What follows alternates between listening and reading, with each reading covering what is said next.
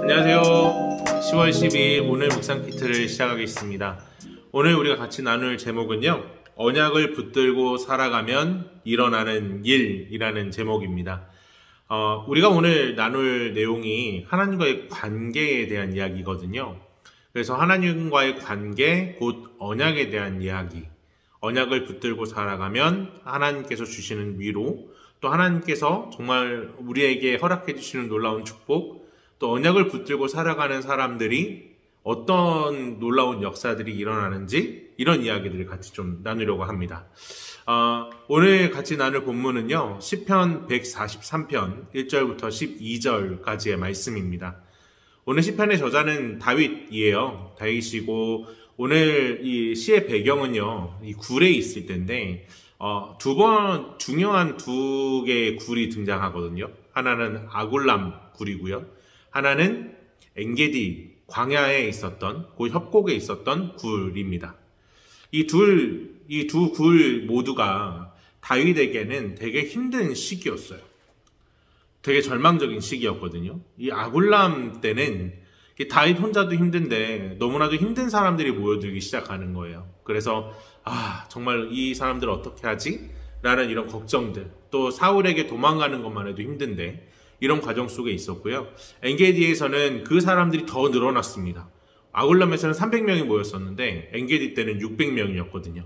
그 사람들을 다 데리고 도망가는 그 다윗의 모습에서 이 사람들의 책임도 져야 되고, 사울도 무섭고, 또 언제 자신 죽을지도 모르는 그런 상황 속에서 어떻게 해야 되지? 라는 이런 여러 가지 걱정들이 정말 많이 등장하고 있는 것이 다윗의 그 모습이다 라는 것을 좀 생각해 봅니다. 근데 그럼에도 불구하고요, 다윗이요, 정말 하나님 붙들고 살아갑니다. 하나님을 의지하고 하나님 붙들고 하나님께서 우리에게 유일한 희망입니다 라는 이야기를 하고 있다는 거죠. 오늘 이 시대를 살아가고 있는 우리도요, 이 하나님의 언약을 좀 붙들어야 돼요. 이 하나님의 언약을 꼭 붙들고 살아가야 되는데, 그러면 우리가 어떻게 해야 될까? 라는 거로 오늘 말씀을 통해 좀 배우는 거죠. 오늘 1절의 말씀을 보면 이런 이야기가 있어요. 오 여호와여, 내 기도를 들으시고 내 기도에 귀 기울이소서. 주의 신실하심과 주의 의로 내게 응답하소서. 기도하고 하나님께서 응답하실 것을 이야기하죠. 이게 하나님과의 관계에 대한 것을 집중하기 때문이거든요. 하나님은 나의 아버지이십니다. 하나님은 나의 왕이십니다. 라는 이 관계를 온전히 붙들고 가는 거예요. 그 관계를 붙들기 때문에 다윗은 기도하고 응답하실 것을 기대하는 거죠. 그러면서 하나님의 재판 앞에 서지 않게 해달라라고 얘기하는데, 그것이 자기가 지금 동굴에 있지만 마치 감옥 안에 갇혀 있는 것처럼 너무나도 힘들고 괴롭다라는 것을 이야기하죠. 그리고 하나님의 이 재판 앞에 서서 의롭다 할 수 있는 사람이 아무도 없다라고 얘기를 해요. 누구도 다 악하다는 거죠. 자신마저도 하나님 앞에 설 수 없습니다 라는 이야기를 하죠. 그러면서 자기가 얼마나 힘든지를 이제 필력을 해요. 3절에 보면 적들이 내 영혼을 괴롭혔습니다. 내 생명을 땅바닥에 내리꽂았고 죽은 지 오래된 사람처럼 나를 어둠 속에서 살게 했습니다. 그렇게 너무나도 힘들어하고 아픕니다 라는 이야기를 하면서도 하나님은 반드시 꼭 붙잡습니다. 왜냐하면 하나님 나의 아버지시거든요. 하나님 나의 왕이시거든요. 하나님 나를 지키실 분이시고 내게 길을 보여주실 분이시거든요. 그래서 6절의 말씀을 보면 이런 말씀이 있습니다. 내가 주께 손을 뻗습니다. 내 영혼이 바짝 마른 땅같이 주를 목말라 합니다. 하나님 정말로 간절히 하나님께 기도하고 하나님을 정말로 너무 간절히 기다립니다 라는 이야기를 하는 거예요.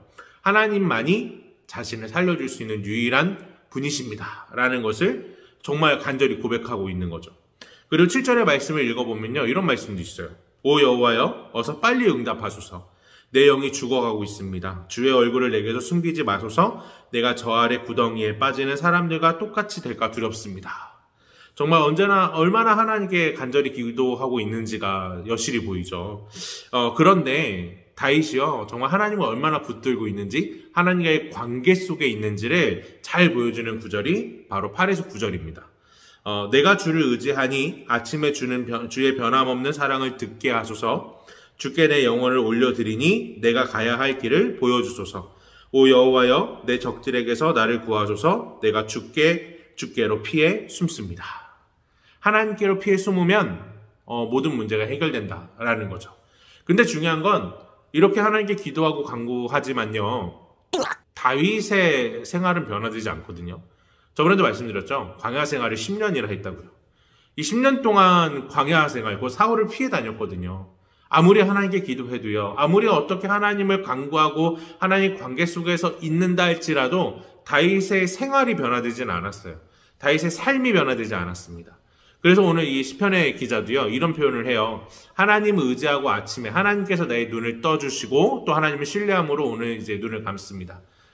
정말로 그 너무나도 괴로운 거죠. 하나님이 아니면 이 세상을 살아갈 수가 없다라고 얘기를 하고 있는 거예요.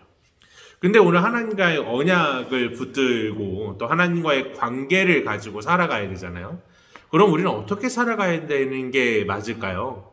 우리가 하나님 믿는다고 해서, 하나님 정말 의지한다고 해서 우리의 생활이 순식간에 팍팍 변화되는 게 아니에요. 정말 우리의 생활은 변화되지 않습니다. 그대로거든요. 그대로지만 우리의 마음이 변화되는 거죠. 우리의 마음이 하나님 바라보는 거죠. 그래서 하나님께서 우리에게 주신 약속을 붙드는 거예요. 그게 뭐냐면 첫 번째, 두려워하지 말라죠. 정말 하나님 두려워하지 않고, 이 세상을 두려워하지 않고 하나님 붙들고 살아가는 거예요. 그리고 두 번째는 내가 너를 지키겠다 하는 약속이에요. 하나님께서 나를 지켜주신다는 약속 붙들고 살아가는 거죠. 그리고 세 번째는 내가 너와 함께 하겠다 라는 이 약속을 붙들고 살아가는 거예요. 이 약속을 붙들고 살아갈 때 우리가 조금 포기되어지고, 우리가 사업에 있어서 실패하고 생활에 대해서 실패하고, 우리가 결단하고 의지하고 있었던 것들이 무너진다 할지라도 하나님께 다시 한번 소망을 두고 하나님이 나를 도와주실 것을 믿고, 하나님께서 내 앞길을 보여주실 것을 믿고, 하나님이 내 희망이고 소망인 것을 고백하고 하나님을 인해서 다시 살아날 수 있는 거죠. 그게 우리의 삶인 것 같아요. 그게 우리 믿는 사람들의 삶인 것 같아요. 세상의 사람들은요, 요즘에 명상을 되게 중요시 여긴대요. 명상하고 또 자기 자신에 대해서 마인드 컨트롤하고 너는 잘 될 거야, 잘 될 거야 라는 걸 정말 계속 되뇌인대요. 근데 이 사람들의 다짐은요, 자기 스스로만의 다짐이에요. 그런데 정말로 하나님께서 우리 안에 있다, 하나님께서 나와 함께 하신다 라는 것을 믿는다면 내가 조금 무너져도 하나님 다시 바라볼 수 있는 거죠. 하나님께서 나를 다시 일으켜 세울 수 있는 거죠. 우리 하늘의 창고에 우리의 모든 것들이 쌓여있다는 사실을 믿고 나가는 거죠. 그런 하나님과의 관계 속에서 하나님을 믿고 하나님 소망하고 살아가는 우리가 되면 좋겠습니다. 오늘 묵상 키트 여기까지고요.